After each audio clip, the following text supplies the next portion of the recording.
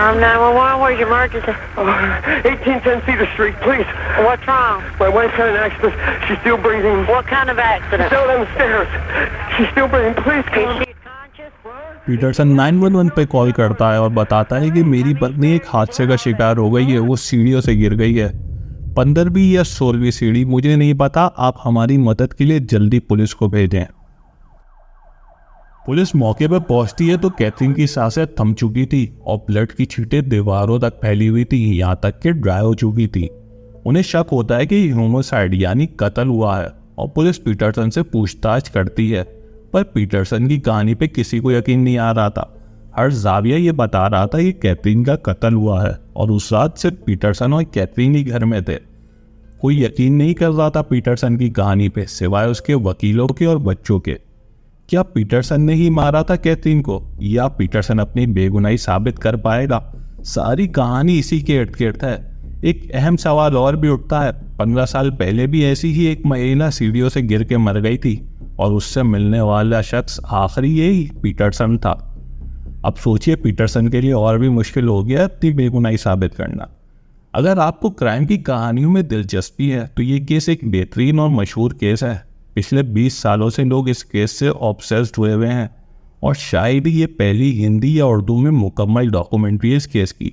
ये केस आपके जहनों में नक्श छोड़ जाएगा आखिर तक कि उस रात हुआ क्या था। 2001 में पीटरसन ने कैथरीन यानी अपनी पत्नी को खून से लथपथ पाया, जैसे स्टेयर से गिरकर किसी हादसे का शिकार हो गई हो। पुलिस के पहुंचने तक 48 साल कैथरीन एक्सपायर हो चुकी थी। सीढ़ियों का मंजर इतना खौफनाक था कि खून जमीन पर फैला हुआ था और उसकी छींटें दीवारों तक गई हुई थी। एक सीढ़ी से गिरने से कोई इतना घायल नहीं हो सकता। पुलिस पीटरसन पे शक करती है और पूछताछ शुरू करती है। ये बात है 2001 की। थोड़ा सा पीछे चलें 1985 पे। एलिजाबेथ रेस्ले भी स्टेयर्स पे गिरकर मर गई थी और उससे आखिरी बार मिलने वाला शख्स पीटरसन ही था। असल में एलिजाबेथ पीटरसन और पीटरसन की फर्स्ट वाइफ की फ्रेंड थी। उस वक्त लोगों को लगा कि नेचुरल डेथ है, स्टेयर से गिरकर सर पर चोट लग गई और मर गई। पीटरसन ने एलिजाबेथ की मौत के बाद उसकी दोनों बेटियों को अडॉप्ट कर लिया था। पीटरसन और उसकी फर्स्ट वाइफ के 2 बेटे थे और पीटरसन और कैथरीन की शादी से 1 बेटी थी। इस तरह एडॉप्टेड बच्चे और बाकी सब बच्चे एक हैप्पी फैमिली की तरह रह रहे थे। पीटरसन और कैथरीन ने 1997 में शादी की थी। दोनों शादी के बाद एक दूसरे से बेहद प्यार करते थे।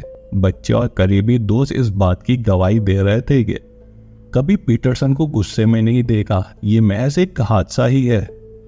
फैमिली के बारे में बताने का मकसद ये भी है कि सब बच्चे पीटरसन को सपोर्ट कर रहे थे इस केस में, सिवाय एक बच्ची के जो पीटरसन और कैथरीन की शादी से हुई थी और वो पूरी फैमिली से डिस्कनेक्ट होकर अपनी मदर साइड आंटी के यहाँ रह रही थी। बकौल पीटरसन की स्टोरी ये थी कि उसने और कैथरीन ने मूवी देखी अमेरिका स्वीटहार्ट, जो कि लगभग 11 बजे रात को ख़त्म हुई। दोनों ने अपने वाइन के गिलास उठाए और घर के बाहर पूल एरिया पे चले गए। घर में से वो दोनों ही थे। वो दोनों काफ़ी देर तक मूवी डिस्कस करते रहे। फिर कैथरीन को नींद आ रही थी, वो अंदर चली गई और पीटरसन सिगार जलाकर पीता रहा। तकरीबन 2 बजे के करीब पीटरसन अंदर गया तो देखा कैथरीन स्टेयर से नीचे जख्मी हालत में पड़ी है। बहुत चांसेस हैं कैथरीन वाइन के नशे में स्टेयर से लड़खड़ाई और ये हादसा हुआ। कैथरीन की पोस्टमार्टम रिपोर्ट आती है तो उसमें इंकशाफ होता है कि कैथरीन के सर पे कोई फोर्सफुली चीज़ मारी गई है या वो सर के बल जोर से ज़मीन पे गिरी है। पीटरसन वॉलंटरी तौर पे अपनी गिरफ्तारी दे देता है। मीडिया से बात करते हुए बताता है कि मैं कैथरीन से बेहद प्यार करता हूँ, मैं उसे नुकसान पहुँचाने का सोच भी नहीं सकता।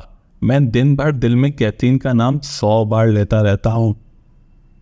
जून 2003 कैथरीन की डेथ और शुरू में जो आपको एलिजाबेथ की डेथ बताई थी, दोनों एक ही तर्ज से थी। तो जुडिशरी ऑर्डर देती है कि एलिजाबेथ की कब्र खोदी जाए। एलिजाबेथ की 15 साल पुरानी बॉडी का पोस्टमार्टम कराया जाता है। ये केस भी खोल दिया जाता है। पीटरसन का ट्रायल 2003 में सही मायनों में स्टार्ट होता है। प्रोसिक्यूशन सबूतों की बिना पर इल्जाम लगाती है कैथरीन का मर्डर किया गया है ब्लोपोक से। ब्लोपोक एक लोहे की रॉड होती है जो फूंक मारकर आग जलाने के काम आती है। अब ब्लोपोक कहाँ से आई तो आपको बताते हैं कि इनके घर में सदियों पुरानी ब्लो पोग होती थी।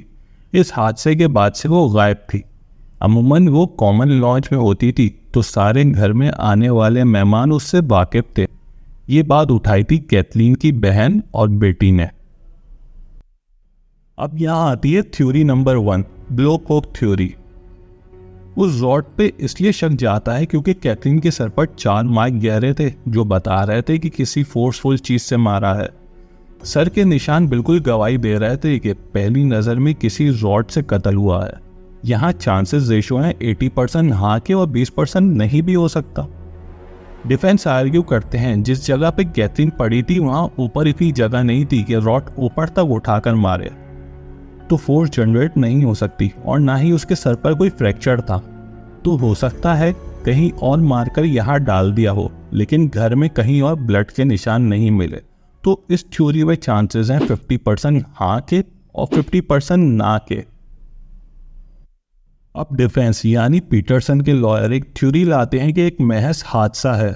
वो अपने ब्लड पर ही 2 से 3 बार स्लिप हुई, जब भी सर पर 4 से 5 जगह निशाना है। थ्योरी नंबर 2 ये है slipped on the her own blood. ये थ्योरी हकीकत से परे लगती है क्योंकि पहली बार लड़खड़ाकर गिरी जिस पर इतना ब्लड निकल गया कि अपने ही ब्लड पर खड़े होने की कोशिश में बार बार गिरती रही और सर जख्मी होता रहा। ये थ्योरी के 20% चांसेस हैं हाँ के और 80% चांसेस हैं कि ऐसा हो नहीं सकता। डिफेंस एक और थ्योरी सोचती है, वो है वाटरमेलन थ्योरी। वाटरमेलन जब आप ऊपर से फेंकें तो वो नीचे गिरकर एक मेन पॉइंट से ज्यादा डैमेज होता है, पर उसके निशान इर्द गिर्द भी आते हैं। तो हो सकता है कैथरीन सर के बल एक ही बार गिरी हो पर निशान 4 से 5 इर्द गिर्द आए हो। ये थ्योरी वाटरमेलन तक तो सही है, लेकिन इंसानी सर में स्कल होता है तो वो थोड़ा हार्ड होता है। इस केस में ऐसा मुमकिन नहीं। तो इस थ्योरी में चांसेस हैं 90% ना के और 10% सिर्फ हाँ के। ट्रायल के बीच में इन्वेस्टिगेशन ऑफिसर आता है और कई बातों से पर्दा हटाता है।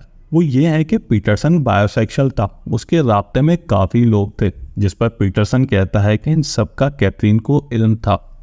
इन्वेस्टिगेशन में ये बात भी साबित हुई कि पीटरसन ने अपनी 200 के करीब ईमेल डिलीट की थी जिसमें वो दूसरों से राब्ते में था।